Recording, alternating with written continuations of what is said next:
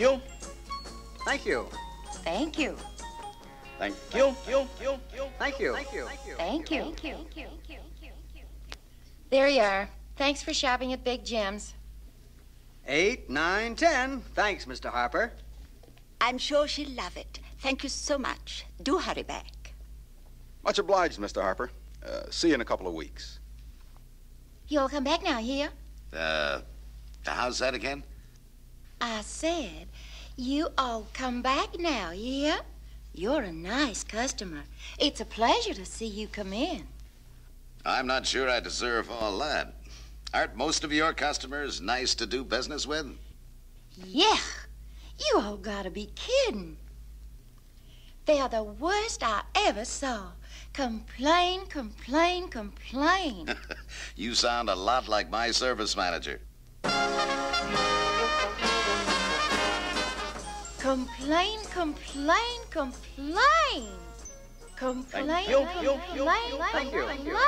you. And she did sound a lot like my service manager. Or maybe Gus sounded like her. At any rate, they were close to agreement about the condition of customers. They're spoiled rotten. Complain. In all my 13 years as service manager, Mr. Harper, this is the worst. For that. I know we're putting out good service. I know it. But the people won't be happy. If they're not complaining about the service, they grump about how long it takes to do it. And if it's not that, they kick up sand about the price. Gus, I think we've got to assume that customers don't complain just for the sake of complaining. They don't? Well, do they? Or do you have just a little bias in favor of your side? I used to not think this way at all, but, boss, the customer's fussier than he used to be. He wants us to be perfect. Everything just so. No mistakes. And don't take too long. And be careful. It's like he thinks we're all NASA scientists back in the shop getting his car ready for a blast at the moon. But Gus came up with an idea. It would cost some money, but since I didn't have any ideas at all, I went along with it. Let's take the best man in the department and make him a kind of assistant service manager in charge of, service control or quality control. We'll find something to call it.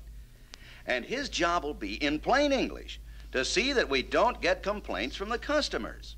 Who's the man? I was thinking of Grape Juice Johnson. Grape Juice Johnson? Well, why not? Why not? He was a great mechanic and a good service salesman. He's got a little age on him. Everybody likes him. So, Grape Juice Johnson was our man, and he couldn't be happier. Checking repair orders to make sure they're understandable. Checking with the mechanics to see if any complications are upsetting the job, or them. Making certain the service salesman calls the customer if there's any delay going to pop up, or if something else needs to be done. Extra work authorized, anything like that. Seeing that road tests are made whenever that's necessary. Making certain that the work's been done right. Even giving time charges the once over on bigger jobs to be sure that there's no slip-up in that respect. And then he put us on to something else. Unexpectedly. Hey, Gus. Hey, Grape Juice. I think we better call Mrs. Whittier. We took care of her overheating problem yesterday, but Jimmy said they didn't check it out. Now, if we have a social leader in this town, and we do, it's Mrs. R.E. Whitcomb Whittier. I'll get it, darling. Hello? Who is it? Hello. This is Grape Juice Johnson. Who is it? Grape Juice Johnson, down at Harper Cadillac. We had your car in here yesterday. Oh, yes, Mr. Johnson. Who is it, Bessie? It's Grape Juice Johnson. Oh, yes, it's running just perfectly, thank you. Who in the world is Grapefruit Johnson? Of course you did everything right. And it's such a dear, wonderful car. So sweet of you to call. Yes. Goodbye, Grape Juice. Well, Mrs. R.E. Whitcomb Whittier was so overcome by this one telephone call from a cinder-voiced old troubleshooter that she called me up. And she's been cookies and caviar ever since. When I told Gus about it, he had another idea. And it was another pretty good one. This is the way to sell the customer on the good service he's getting from us. Call him up, ask him if he's satisfied. Beauty of it is, he'll be selling himself on the quality of the service just as soon as he says right out loud in front of his own ears that we did the job, he's satisfied, there's no complaint with it. If he says he's not, we'll fix it. Me and Grape Juice will make sure of that. Well, we called everybody together and told them what we had in mind. They were a little suspicious of it at first, but they're reasonable people, and they went along with the fairness of the thing. And something else, from Danny Masters, one of the mechanics.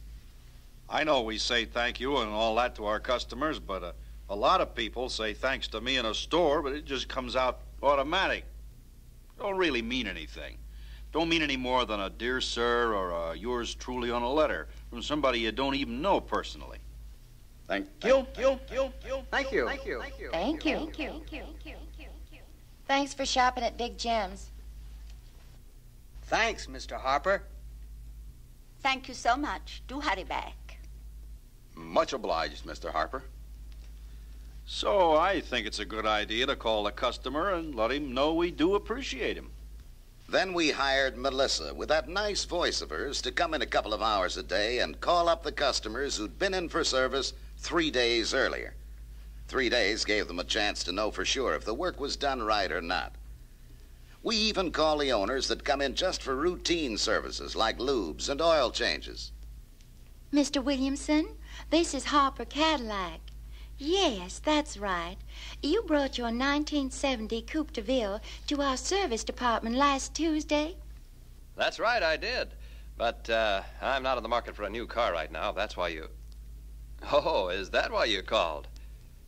Why, yes, sure it was satisfactory. Well, not at all. Thank you. Wonder what they're up to down at Harper's. Mr. Perkins, have you had any more trouble with that? No, everything's just fine, as a matter of fact. That's right. Well, how about that? Yes, my dear young lady, the service is always good at Harper Cadillac. And now I think it's even getting better. Ma guardate, Harper Cadillac mi hanno chiamato perché se hanno preso il pensiero se ero soddisfatto col servizio. E con una voce dolcissima. Of course, once in a while, but just once in a great, great while. No, I can't say I am satisfied. The noise went away for a while, didn't notice it yesterday. But this morning, right back there on the left side of the instrument panel, exactly where it was when I came in Monday. Now I've got to do it all over again. Our service manager, Mr. Graves, isn't here right this minute, Doctor. But I know that he or Mr. Johnson will want to talk to you about this. When can he call you?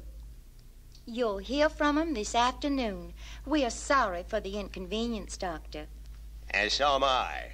You be sure he calls me now. Don't leave me hanging up on this thing. I haven't got time to be fooling around with your service department. Even when they can't say they're satisfied, they don't get up on their mean horse. They don't get mad. They seem to like us just as much. Sometimes they seem to like us even better, strange as that sounds. I'm not going to say that the two things we did, putting a good man right on the tail of quality control and starting a policy of calling every customer to have him vouch for the work we did on his car, I'm not going to say it will do for you what it did for us. After all, maybe you don't have the right man for the quality control job. Hello, this is Grape Juice Johnson. Because it's not an easy job. Maybe your owner complaints don't need to be reduced. Who in the world is Grapefruit Johnson? It's not grapefruit, darling. It's grape juice. But we needed it, and it worked for us. Il servizio a Harper Cadillac è stato sempre perfetto, ma ora con la voce dolcissima è meravigliosa. It's good.